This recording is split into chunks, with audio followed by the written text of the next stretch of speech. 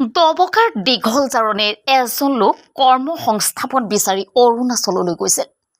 তেখেতৰ নাম নিজামুদ্দিন। তেখেত অতি দৰিদ্ৰ লোক। তেখেতৰ পুত্ৰ সন্তানো এক দুৰাৰোগ্য ৰোগত আক্ৰান্ত। সন্তানৰ চিকিৎসাৰ পৰিয়ালৰ পোহপাল দিয়াৰ সকাহতে অৰুণাচললৈ কৰ্মসংস্থাপন বিচাৰি যায়। তেখেতে যোৱাৰ আগমুহূৰ্তত পত্নী পুত্ৰক কয়, মই কাম কৰি পইচা আনি তোমাৰ চিকিৎসা কৰি ভাল কৰি দিম, তুমি চিন্তা নকৰিবা মোৰ সোণ। কিন্তু নিয়তিৰ কি পৰিহাস! দবকাৰ দীঘল জাৰণিৰ নিজামুদ্দিনে কৰ্ম কৰি পুত্ৰৰ চিকিৎসা কৰাব নোৱাৰিলে, কাৰণ মৃত্যুৱে তেওঁক হাত পাৱলি মাতিলে। তেওঁ আজি কেইদিনমানৰ আগতে অৰুণাচলৰ এটা টেংকিৰ ভিতৰত কাম কৰি থাকোঁতে মৃত্যুক সাৱটি লয়। এতিয়া ঘৰৰ মুৰব্বী নিজামুদ্দিনৰ মৃত্যুৰ পাছতে ঘৰখনলৈ নামি আহিছে আৰ্থিক অভাৱনাতন।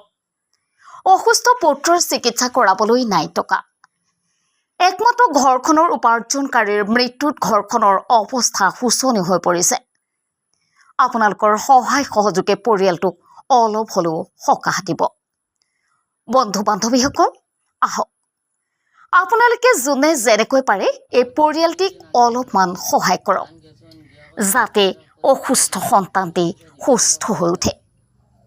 আৰু নিজামুদ্দিনৰ পৰিয়ালটিও ৰাইজলৈ কাতৰভাৱে আহ্বান জনাইছে, ৰাইজ আমাক অলপ সহায় কৰক, যাতে এই অসুস্থ সন্তানটি সুস্থ হৈ উঠে।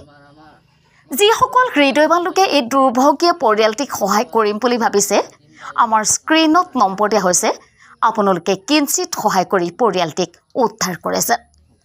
আৰু আপোনালোকে এই বাৰ্তাটো সকলোলৈকে শ্বেয়াৰ কৰি দিয়ক, যাতে সকলো লোকে এই পৰিয়ালটিক সহায় কৰিছে। News desk report, D news দবকা।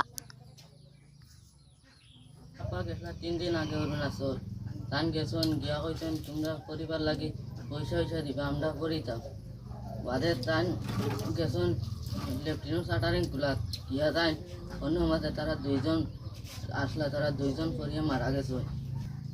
আমিও বেমার, আমার কোমরের হাড্ডি তো গুহাই লিয়েছি। আমার সারা সবাই সাহায্য করো, আমরা 3 ভাই বোন, আমরা মা সাইড দল।